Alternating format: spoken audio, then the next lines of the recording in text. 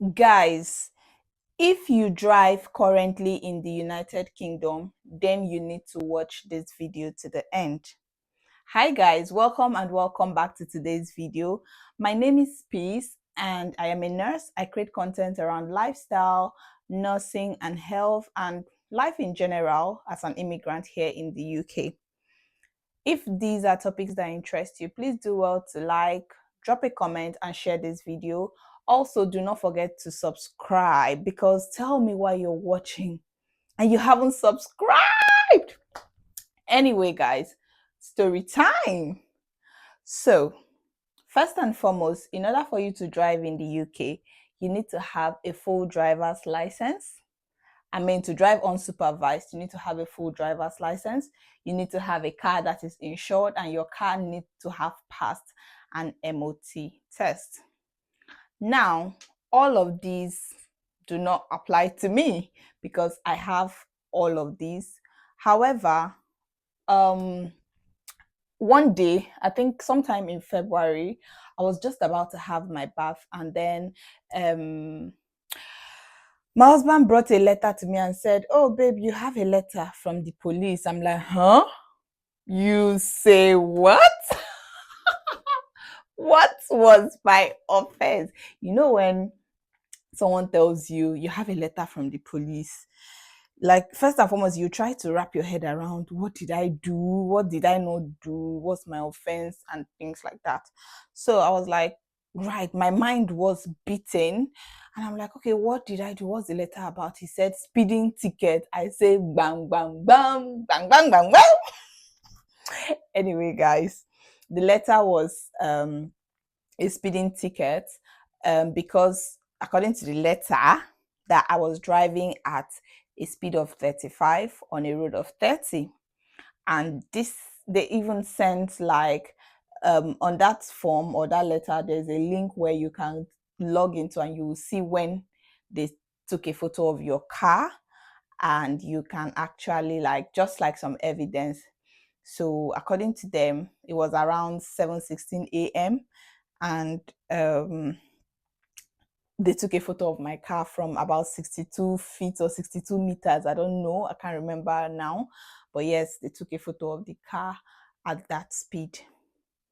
Now, the letter had options of me getting 3 penalty points or being considered for a course, the speed awareness course.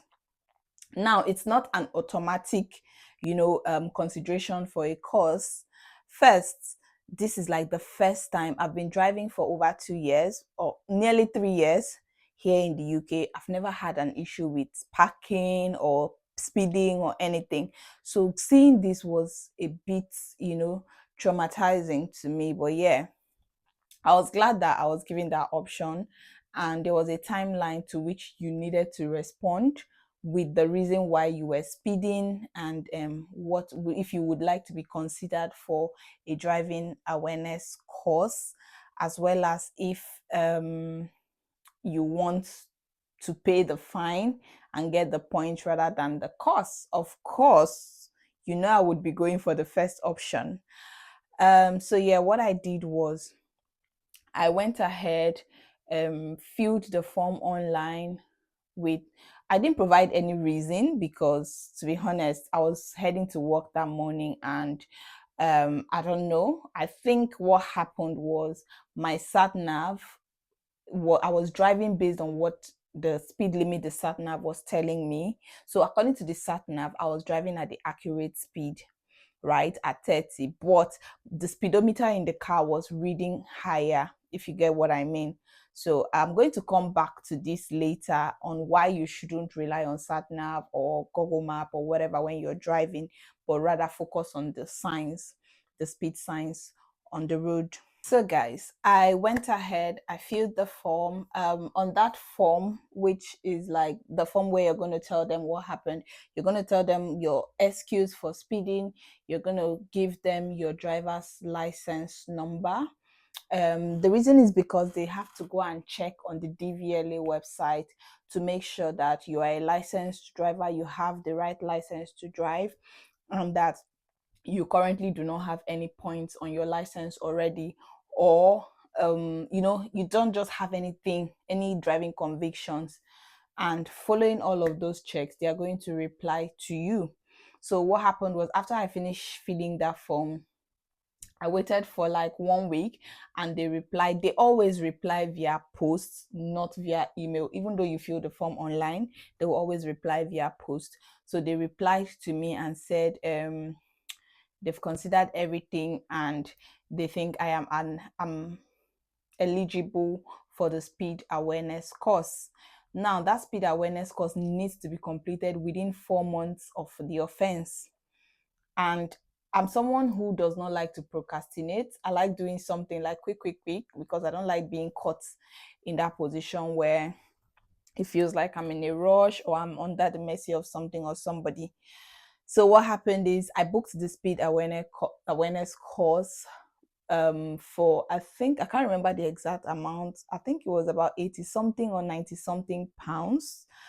And the course actually lasts for 3 hours. So I had the course from 8:30 to 11:30, and I chose to do it online. You can choose to do it online or physically, but because I was considering, why do I have to travel to God knows where just to sit for a course, I I preferred to do it from the comfort of my room.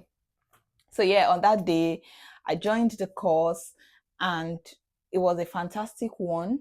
We learned a lot, and it just had some way of refreshing your memory. That's what the course is about. I'm not giving you details, um, but it just has a way of refreshing your memories about driving and everything. So, what are the key takeaways from this incident?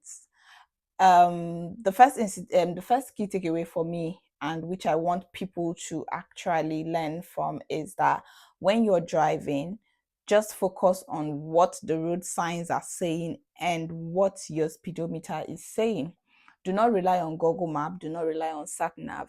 The reason is because if I use my phone for Google Maps, um by the time I'm driving 40, my map is telling me that I'm in 30.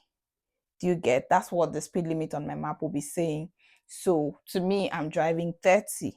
But after this incident, I realized that, well, what my speedometer says is what I'm supposed to be, really be considering, and not the speedometer.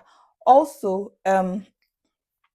if you are not sure of um the road, like you're not sure of the speed limit for any road, please find out, especially if this is your regular route.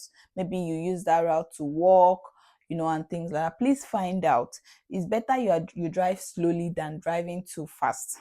So please try and find out, make research about the road that you use often, and that way you're going to like get familiar with the road signs, the speed limit, and everything. Number three, do not drive when your emotions are heightened. Extreme anger, extreme sadness, extreme happiness can actually make you to speed. And you shouldn't be speeding, so you need to get control of your emotions if you're going to be driving. And of course, do not drive when you are drunk, or do not drink and drive. Okay? Learn not to use your mobile devices when driving. Yes. And yeah, I think this is basically what happened. So I just thought to update you guys about this. And yeah, please, if you've watched this video up to this point, kindly subscribe and let me know if you have experienced something like this before, because for me this is like my first time, and obviously and hopefully I want this to be the last. After the course, I didn't get any point on my license, and I didn't get any fine, so that automatically erases that incident.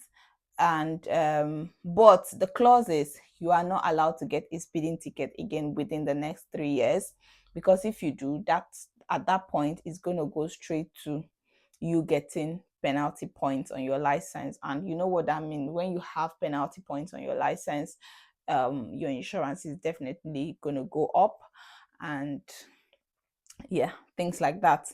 So that's just it. But for now, everything is cleared, everything is sorted, and I am grateful to God. So guys, if you've experienced this before, kindly let us know in the comment section. And how did you go about it? Did you get points on your license, or were you considered for the course? Thank you for watching. Please do well to like this video, drop a comment, share to people and everyone that needs to hear this, and I'll see you guys in my next video.